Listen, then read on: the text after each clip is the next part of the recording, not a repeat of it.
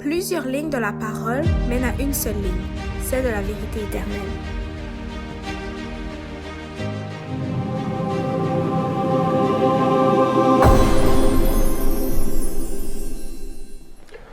Donc, bonjour à tous et bienvenue encore une fois à cette émission, à cette 11e leçon du guide de l'école du sabbat sur le livre de Philippiens.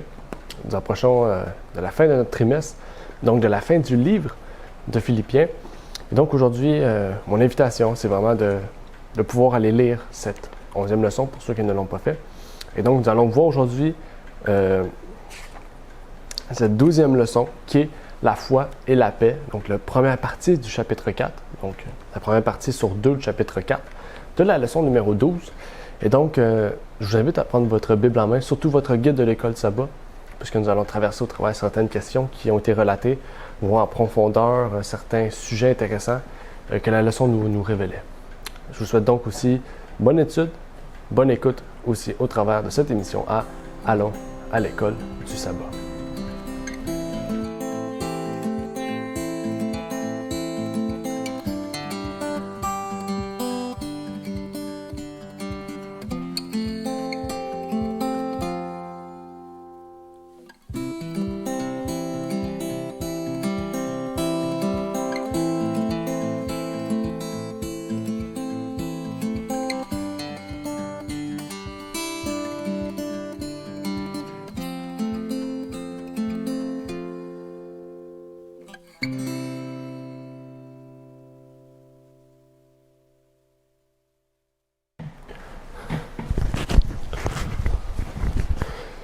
Donc oui, aujourd'hui, nous allons parler de cette leçon, ma dernière leçon de l'école du sabbat. On va parler de la foi et la paix. Donc, nous allons vraiment parler de la foi, mais de la paix aussi en Jésus-Christ. Qu'est-ce que c'est avoir la foi en Jésus-Christ? Qu'est-ce que c'est avoir la paix en Jésus-Christ? Cette foi et cette paix, c'est vraiment quelque chose qu'on retrouve seulement en Jésus-Christ, mais surtout quelque chose qui est offert gratuitement à tous ceux et celles qui veulent l'accepter dans leur vie. Avant de commencer, bien sûr, dans les versets du jour, j'aimerais pouvoir faire les invitations habituelles, surtout vous inviter à pouvoir vous abonner à cette chaîne YouTube. On aimerait ça pouvoir donc, pas seulement avoir plus d'abonnés, mais surtout d'avoir plus de personnes qui puissent écouter ces émissions, faire les écoles du sabbat. On a vu vraiment une augmentation phénoménale depuis les 2 premiers trimestres. Donc, il y a beaucoup de personnes qui font ces trimestres-ci de l'école du sabbat. Et donc, on vous invite surtout à pouvoir non seulement vous les procurer au format papier, ce qui encouragerait la maison d'édition à publier davantage d'ouvrages faits maison, donc de traductions faites maison par nous-mêmes entièrement, et donc faire en sorte aussi que beaucoup de livres puissent donc avoir un faible coût pour la distribution et l'évangélisation. Et surtout, je vous invite à poser des questions. Ne soyez pas gênés pour toutes les questions que vous avez. Si c'est des questions, bien sûr, avec le ministère, etc., vous pouvez les poser sur notre email, à savoir contact@ligne-sur-ligne.ca. Mais si vous avez une autre question reliée à une des leçons, une des prédications, vous pouvez les poser dans les commentaires. Et si la question vraiment nécessiterait une vidéo extérieure ou externe, on pourra la faire sur notre autre émission, à savoir questions-réponses. Donc, n'hésitez pas à le faire. Vraiment, le but du ministère, c'est de permettre à tous et à chacun de pouvoir avancer dans l'étude non seulement des écoles du sabbat, mais surtout des études de la Bible et d'avoir une meilleure compréhension, vraiment, pour ceux qui sont dans les derniers jours et de l'Église du Christ. Donc, avant de commencer, je vais faire une courte prière. Par la suite, on pourra entamer cette leçon de l'école du sabbat. Notre Père qui est aux cieux, j'aimerais te remercier, Seigneur, pour ce moment que tu nous permets d'avoir, de pouvoir étudier cette leçon, de pouvoir comprendre, de pouvoir voir les choses que tu veux nous révéler au travers de ce livre des Philippiens. Nous arrivons à la fin de ce livre, Seigneur. Ça a été un trimestre qui est quand même simple en sujet, on pourrait dire, mais profond en signification. Et c'est de cela, justement, que l'Épître des Philippiens voulait nous révéler un sujet vraiment profond en signification qui permet de vraiment avancer dans la compréhension de ce livre. Nous avons pu étudier le livre de Jacques, nous avons pu étudier le livre de Philippiens, et pour le reste de l'année, nous allons étudier le livre de Marc, Seigneur. Donc, merci pour toutes ces études que tu nous permets d'avoir. Depuis le début de la préparation de ces écoles de sabbat, on a étudié plusieurs livres, Seigneur. Et je t'en remercie de nous permettre d'avoir les capacités d'avoir l'énergie, la sagesse, les connaissances aussi en linguistique, connaissances en préparation de documents virtuels, Seigneur, et que tu puisses toucher le cœur de tous ceux et celles qui auront ces écoles du sabbat en main. C'est ma prière au nom de ton Fils Jésus-Christ. Amen. Dans ces versets 1 à 4, on va, comme vous le savez, on a commencé un nouveau chapitre. Donc, dans ce nouveau chapitre, on va commencer avec un nouveau sujet et dans les deux dernières leçons seront donc reliées. Donc, il faut bien comprendre cette leçon pour comprendre aussi assez bien le sujet de la prochaine. Dans cette leçon, le sujet était porté vraiment vers des choses qui étaient assez simples, on pourrait dire dans notre compréhension. On pourrait dire pour quelqu'un qui débuterait dans l'étude de la parole de Dieu, ce seraient des sujets assez simples. Mais pourtant, c'est des sujets, comme on l'a vu tout à l'heure, qui étaient remplis d'informations, remplis de signification surtout, pour qu'on puisse trouver la paix non seulement dans l'Église, dans notre vie aussi. Dieu nous demande de demeurer fermes dans le Seigneur.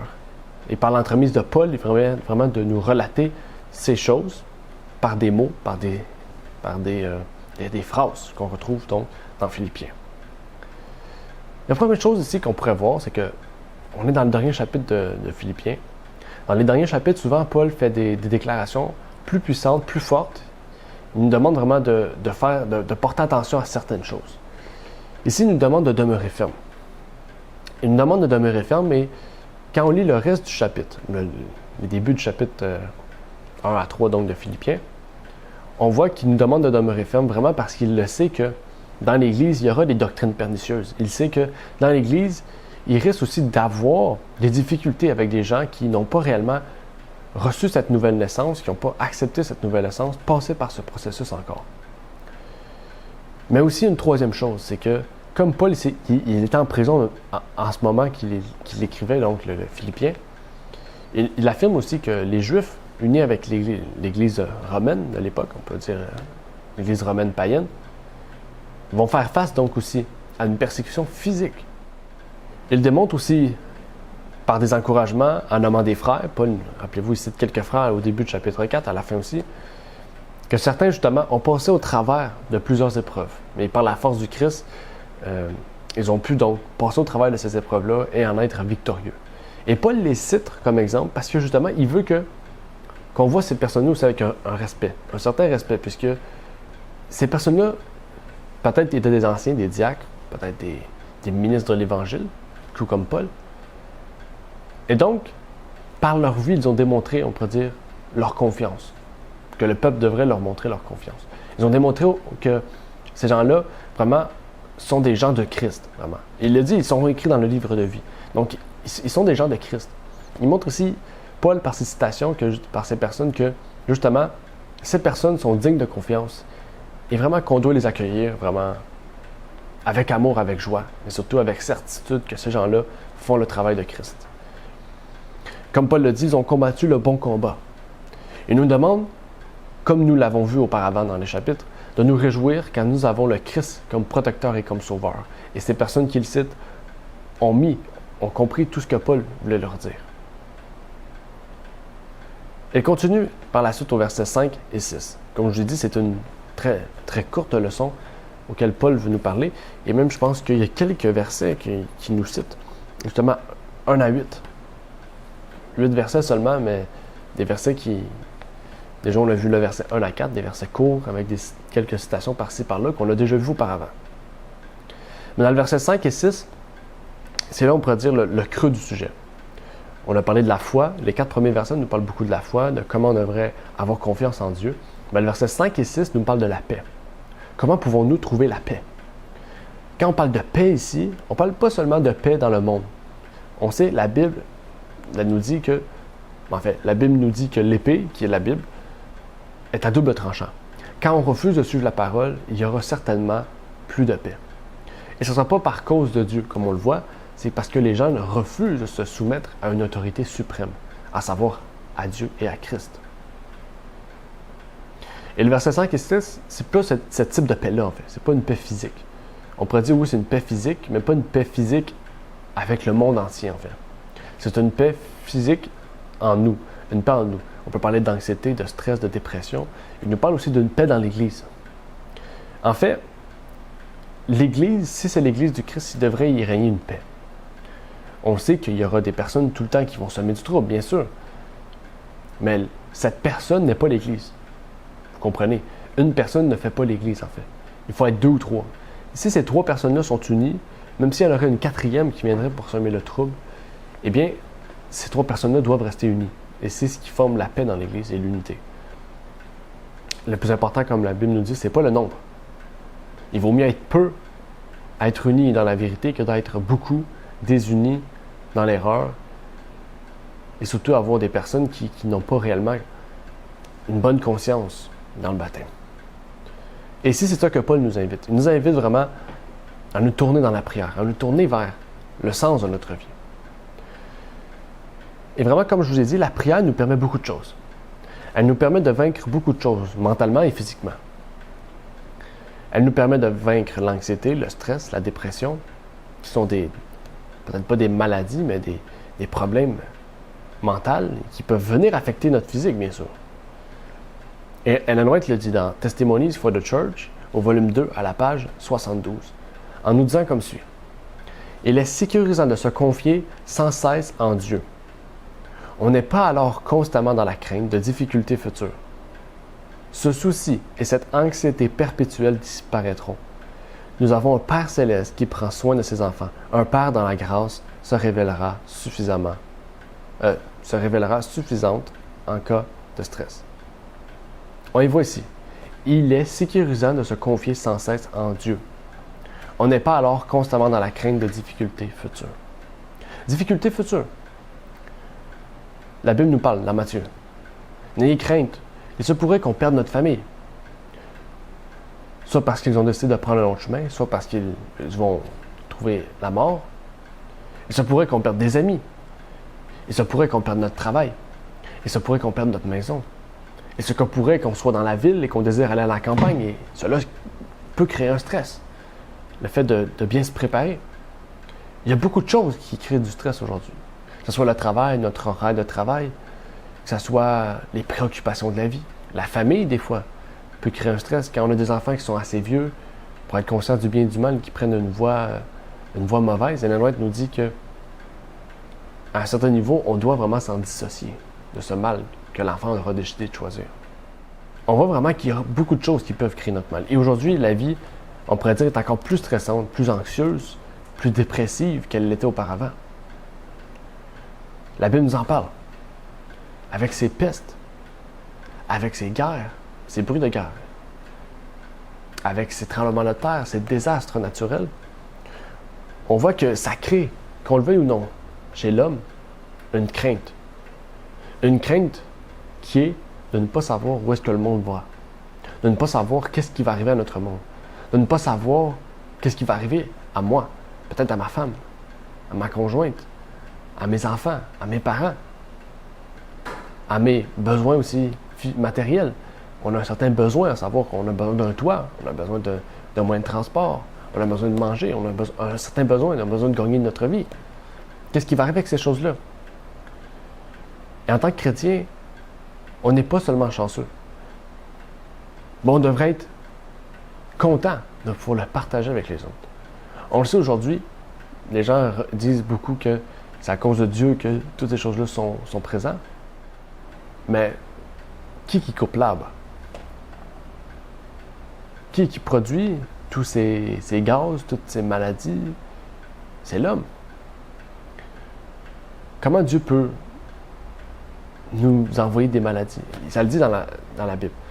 Il y aura des pestes, des guerres, il y aura des tremblements de terre, toutes ces choses-là. Oui, bien sûr, Dieu a un certain rapport dans ces choses-là. C'est pas lui qui crée ces choses-là. On peut voir que c'est lui qui permet ces choses-là. Pourquoi? Pour montrer que la fin arrive et qu'on doit prendre une décision. Et justement, toutes ces choses-là arrivent.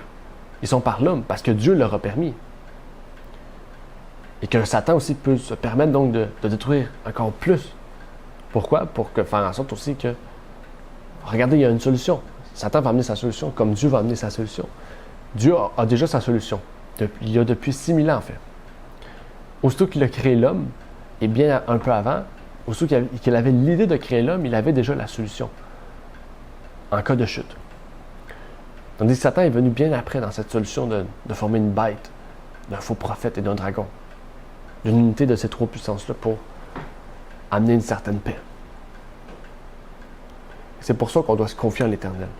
On voit que le COVID-19, la variole du singe, c'est tout causé par des hommes.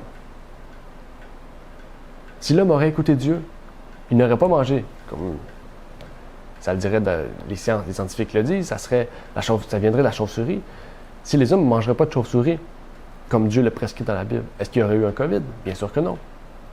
Dans la variole du singe, si les hommes ne mangeraient pas de singe, ou peut-être si les hommes feraient attention à la nature, à leur hygiène, est-ce que le singe viendrait contaminer l'homme? Bien sûr que non. On voit que, en fait, tout ce qui arrive aujourd'hui est causé par l'homme et l'homme seulement. Et le problème des personnes aujourd'hui, c'est qu'ils remettent la faute sur Dieu pour continuer à marcher dans cette voie de l'homme qui détruit l'homme. On devrait plutôt se poser comme question, est-ce qu'il y a une source de solution dans un homme qui est injuste, dans une race qui est injuste, dans une race qui est imparfaite, dans une race qui est défaillante? Non. Il y a seulement une solution dans un être parfait. Mais des fois, c'est trop beau pour être vrai. On n'est pas capable de s'imaginer qu'il y a un Dieu dans le ciel, qu'il y a un Jésus dans le ciel et son Fils, en fait, qui peuvent être présents pour nous. On ne peut pas se l'imaginer. Pourquoi? Parce que les gens, ils manquent de foi. Les gens manquent, en fait, de croire sans en avoir vu. Les gens, aujourd'hui, la plupart des gens sont des Thomas. Ils veulent voir, en fait. Ils veulent des preuves pour le croire. C'est ce que l'éducation a amené. Et même Ellen White continue dans le ministère de la guérison, la page 207. Le chagrin, l'anxiété, le mécontentement, le remords, la méfiance tendent à briser les forces vives et à provoquer l'affaiblissement et la mort.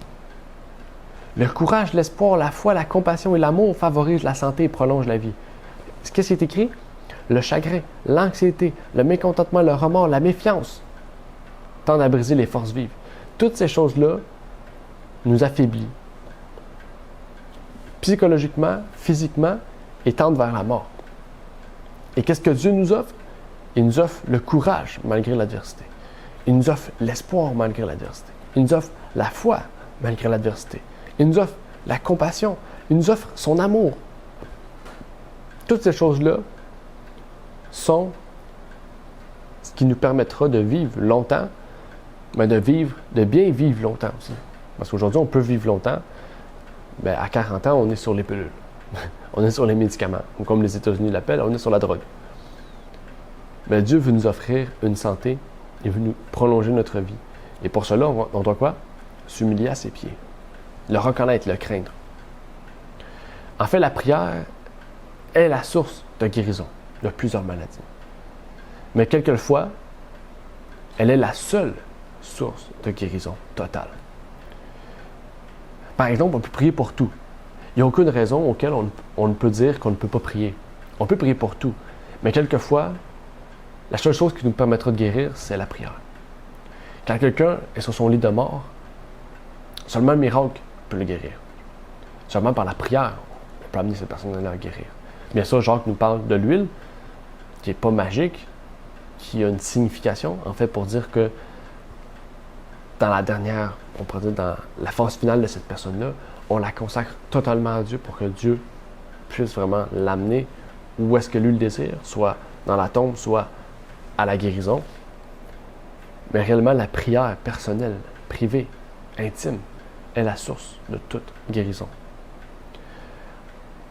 En fait, Paul nous amène vers cette voie. Il nous dit qu'en donnant des prières ou même des supplications à Dieu, nous pouvons savoir en fait qu'il nous exaucera. Il faut savoir qu'on ne se tourne pas vers la prière comme quand on se tourne en fait vers quelque chose d'autre. Par exemple, quand on a faim, on va manger, on n'a plus faim après. Il faut dire aussi que Dieu, c'est un peu similaire sans être similaire. En fait, il faut dire que Dieu, si on prie comme on mange, en fait, on prie parce que, comme habitude ou parce que ça nous tente, ou parce qu'on sait que Dieu peut nous aider, ni plus ni moins, en fait, il ne va pas pouvoir permettre de répondre à nos prières. Mais si on prie parce qu'on sait que qu'est-ce qu'on va dire, Dieu va nous l'accorder, parce qu'il nous l'a promis qu'il va nous l'accorder, on appelle ça une foi active. Il veut que notre foi soit active. Il veut que notre foi ne soit pas passive, mais active. Pour la prière, c'est la même chose. Pourquoi on prie? Parce qu'on a foi en ce que Dieu nous a dit. Dieu nous a dit, si vous priez, je vais vous exaucer. Il faut une foi active. Une foi active, c'est pas seulement dans la vie, dans la prière. Si on prie de façon active et non pas passif, on sait qu'on va recevoir ce que Dieu nous a donné. Et même si on ne le reçoit pas, on sait que ça sera parce que Dieu en aura voulu ainsi et que Dieu nous a promis quelque chose de mieux encore. Et donc, même nous, en tant que chrétiens, quelquefois, on peut être anxieux. On peut tomber dans un état de dépression. Ça peut y arriver.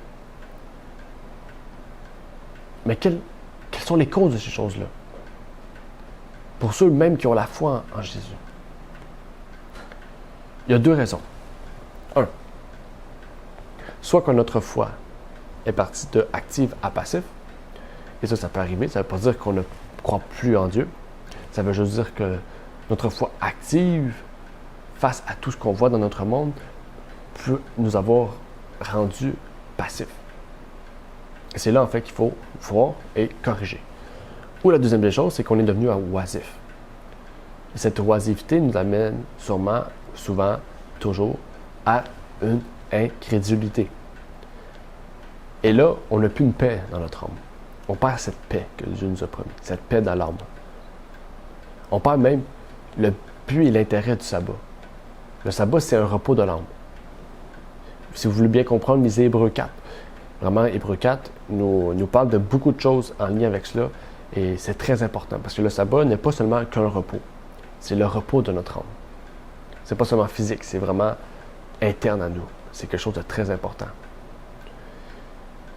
Et ce qui est arrivé avec le peuple d'Israël? Le peuple d'Israël, en Égypte, ils sont sortis, ils ont fait 40 ans dans le désert, ils sont entrés en Canaan. Et Paul nous dit dans Hébreux 4 qu'ils n'ont pas trouvé le repos de leur âme. Parce qu'ils avaient une foi passive et non pas active. La foi passive, associée à l'incrédulité, parce que justement c'est ça, l'incrédulité c'est même plus profond qu'une foi passive. L'incrédulité c'est de voir, mais pourtant d'y croire sans pourtant y croire. Vous comprenez? Si vous voyez l'exemple de peuple d'Israël, vous comprenez. Ils ont vu les miracles de Moïse. Ils y croient. Mais sans pourtant s'y conformer à ce que Dieu dit, malgré les miracles qu'ils ont vus. Par exemple, nous, on a le témoignage de la vie de Jésus. On a tous ces miracles. On peut y croire. Mais est-ce qu'on va se soumettre à la vérité après? Est-ce qu'on va se soumettre à tout ce que Dieu dit, le chercher comme si notre vie en dépendait? Et c'est ça le problème ici. Si on est incrédule, si notre foi est passive, deux choses, on ne peut trouver réellement le repos de notre âme. Et là, on peut tomber dans l'anxiété, dans le stress, dans la dépression. Bien sûr, on est humain. Le stress est quelque chose qui est normal, vu qu'on est dans un monde qui est terrestre, dans un monde qui est défectueux. Mais il faut comprendre que le stress nous amène à l'anxiété, nous amène à la dépression aussi. Et donc, la dépression, c'est vraiment un résultat d'un stress continuel et d'une anxiété continuelle qui nous amène donc à cette dépression, en fait. Avoir la vie noire, comme on dit. Avoir un trou noir dans notre tête. Et Dieu ne veut pas ça, en fait. Quand on est rendu là, c'est parce que vraiment, on voit qu'il y a un problème dans notre vie, un dérèglement de notre vie. Et le verset 7 et 8 nous dit, pour terminer, dans les derniers versets, Paul nous donne beaucoup de force ici. Il nous donne beaucoup de courage, beaucoup d'exemples, de faits, de choses. Mais ici, il nous donne beaucoup de soutien pour que nous puissions avancer dans notre marche chrétienne. Parce que lui, il arrive à la fin. Il dit tout le temps, je regarde au but. Il regarde toujours au but. Mais il arrive à un âge où il commence à être vieux. Il sait qu'il commence à perdre des forces. À perdre de sa force physique surtout. Pas de sa lucidité, mais de sa force physique. Mais il vise le but, même s'il sait qu'il arrive bientôt à la fin de sa vie. En fait, avoir foi en Christ, c'est avoir foi que Christ nous gardera, peu importe ce qui nous arrivera. Et Paul, tout en sachant, tout en gardant la tête rivée vers le but, il sait que peut-être, demain, il ne sera plus là. En fait, ça nous amène à une question. Est-ce que la paix Est-ce que la prière, est-ce que la foi, est-ce que toutes ces autres choses, en fait, tout ce que Dieu nous offre, sont des choses passives ou actives? C'est ce qu'on vient de voir. Une foi passif nous amène à une incrédulité, nous amène pratiquement, pas à renier Dieu, mais à voir Dieu comme quelque chose de réel, mais sans pourtant y voir la force qui est derrière ce Dieu. Et Paul, justement, dans ce verset 1 à 8, nous parle de foi et de paix. Et là, on voit que cette foi et paix, c'est vraiment quelque chose d'intérieur. Il nous parle vraiment du caractère, de notre foi, de la prière, etc. Il nous demande ici de nous occuper de bonnes pensées. Bien sûr, aujourd'hui, l'œuvre de Satan, c'est vraiment de nous enlever toutes les bonnes pensées que Dieu veut nous mettre. Ce courage, cette foi, cette force, etc. Pour nous mettre de mauvaises pensées. Toutes les musiques, les films, le divertissement, les médias, les livres, l'habillement, etc. Tout. On voit que Satan est partout. Il faut faire attention à tout. Et pour faire attention à tout, il faut quoi? Prévenir les gens de ce que Satan veut faire sur l'humanité. Et c'est de là qu'on voit que la vérité présente ne se résume pas en 1 ou 2 points. La vérité présente est large. Les principes de foi de 1889 devraient être notre vérité présente. Si vous lisez les livres des pionniers, par exemple, Eric Smith et James White ont écrit un livre, Synopsis de la vérité présente. Vous lisez ce livre-là et vous voyez que ce sont les 28 principes fondamentaux. Bien sûr, ils sont résumés. Par exemple, il n'y a pas 28 chapitres dans le livre, peut-être 15 ou 16. Mais par exemple, quand on parle de l'immortalité de l'âme, on parle du spiritisme. On peut parler du divertissement, des médias, etc. Et ça, le spiritisme rentre dans le message des 3 anges, quand on parle de Babylone, etc. Vraiment, la vérité présente est large. Aujourd'hui, elle est large. Il y a beaucoup de choses qui sont dans cette vérité présente parce que nous sommes dans les événements des derniers jours. Et Satan met tout le paquet pour détruire le peuple de Dieu, met tout le paquet pour ramener les gens avec lui. Et donc, le peuple de Dieu doit mettre tout le paquet aussi dans son enseignement. Il doit mettre tout le paquet pour prévenir les gens de ce monde, de ce danger. Et donc, c'est pour ça que les sermons du sabbat ne devraient pas être centrés toujours sur un sujet précis. Souvent, on a tendance à être ça en tant qu'adventiste historique, de voir que vraiment le message de vérité se résume en 2 ou 3 points, tandis qu'il se résume en plusieurs points.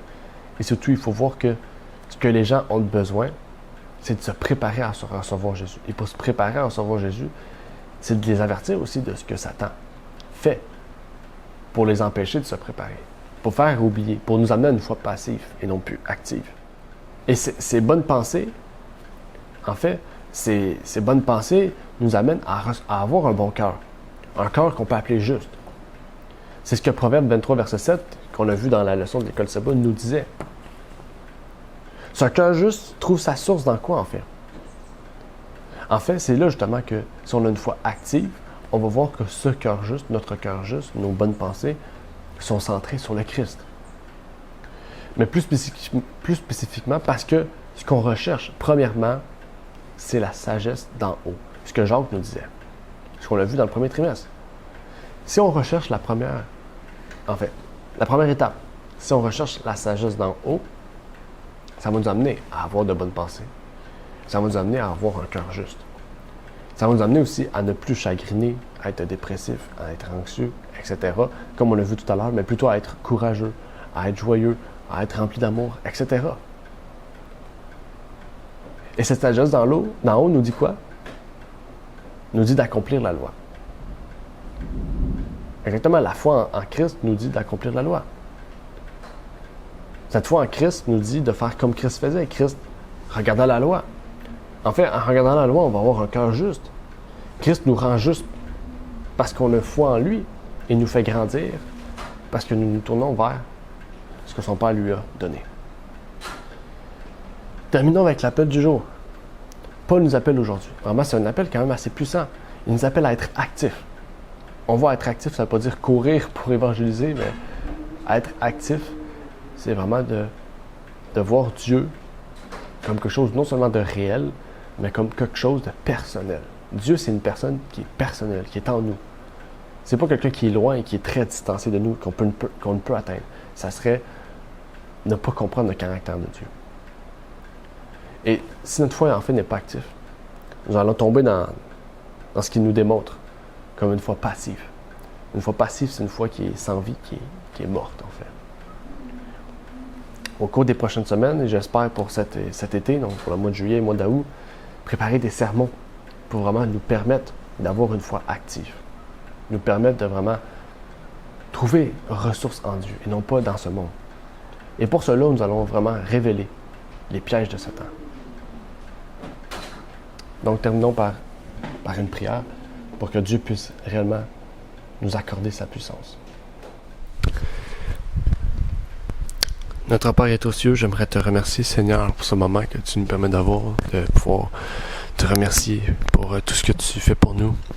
Tu nous permets aujourd'hui, Seigneur, de pouvoir parler de cette leçon, de pouvoir voir ce que tu veux nous révéler au travers de Philippiens. Et tu nous permets, Seigneur, de pouvoir nous consacrer vraiment à toi, d'avoir une foi active et non pas passive, Seigneur. De pouvoir voir que tu es le Dieu qui peut tout, Seigneur, qui peut vaincre l'ennemi, Seigneur, et qui peut nous donner la force, le courage et la sagesse de pouvoir avancer, de pouvoir nous délaisser du chagrin, de la dépression, du stress, de l'anxiété, Seigneur. Puisses-tu nous permettre réellement de nous consacrer à toi, de nous donner entièrement à toi, Seigneur, et de pouvoir grandir dans la foi, dans l'amour, dans la charité, mais surtout, Seigneur, dans l'espérance de la venue de ton Fils, Jésus-Christ. C'est ma prière au nom de ton Fils Jésus-Christ. Amen. D'avoir écouté cette vidéo. Pour plus de contenu, abonnez-vous sur notre site internet.